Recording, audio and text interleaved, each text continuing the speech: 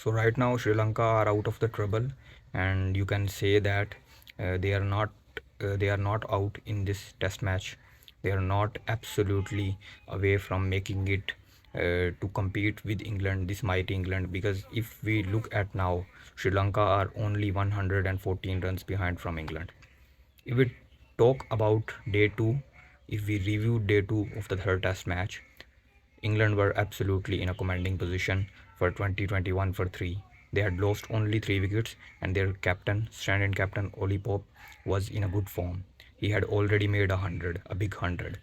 Then a couple of umpire calls happened there in favor of England, obviously.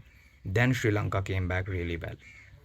England had an awful collapse because in if we look in recent matches, uh, England's tail enders had contributed really well, but in this match their tail enders did nothing, and that worked for Sri Lanka actually. But Sri Lanka had successfully folded England to a below par total 325. That is no below par total at all if we look at from before the test match. But if we look at after day one, they were 2021 for 3. Then you can say that that is underperformance from England. But anyway, if we talk about then there was all about Sri Lanka's batting, which has underperformed in this series. But we see again same things. They had a very good start actually. Dimut Karunaratne found himself unlucky as he got run out. That was Pathum Nisanka's call, and he should not have made that call. So I can say that Karunaratne have been a little bit unfortunate. Then Nisanka was, I think he was playing really well. 51, 64 of 51 with strike rate of 125 in test cricket. When you have not cemented your position in the test squad or in the test lineup, but then playing that shots four and quick singles, I mean that Nisanka was looking really solid. He was a bit unfortunate as well because the shot was very good, cover drive with a little bit extension of arms, but the catch was very good. I think the catch was good, and both of the openers were, I think, a little bit unfortunate. The start was good. Sri Lanka was, I think, 76 for one down, but then there happened collapse again. They were 93 for 5 within the blink of an eye. I mean, they were. I just thought that they would lose this match badly.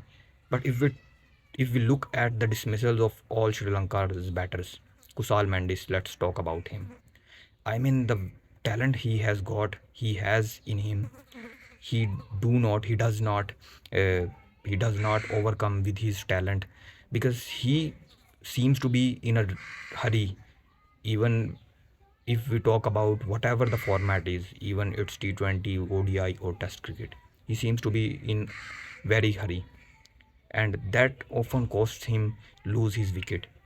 If we talk about this match, the ball was outside of, I think, around fifth or sixth stump. He tried to play that and got edge behind the stumps.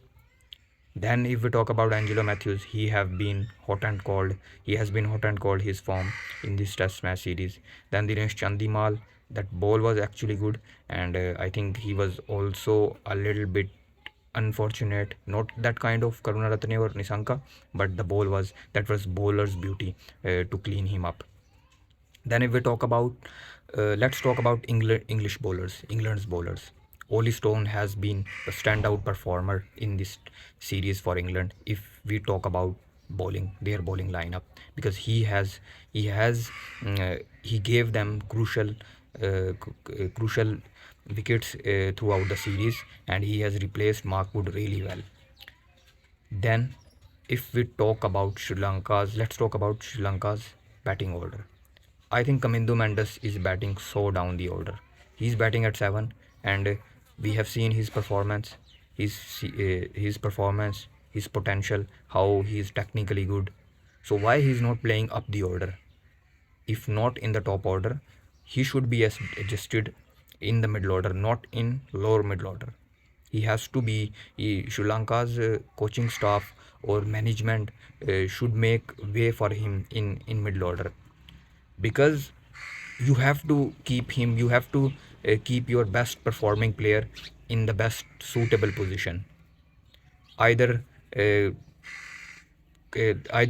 give Chandimal or Dhananjay D Silva one slot down.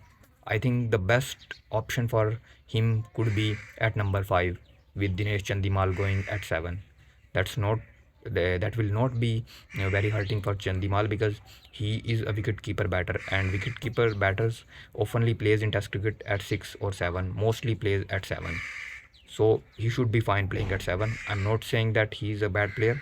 Chandimal is a very good player, and he has a lot of experience, but you have to make way for someone who's younger and who's playing very good, who's technically good, who's performance wise very good. So that is why I'm talking about Kamindu Mendes has to bat at 5. So anyway, if we come back to this test match, Sri Lanka, the match is in balance.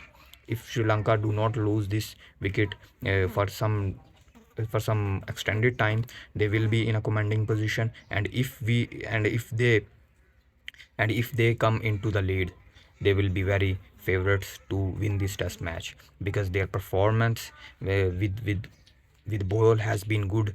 The momentum is been there, is been with them. In the end, I'm talking about.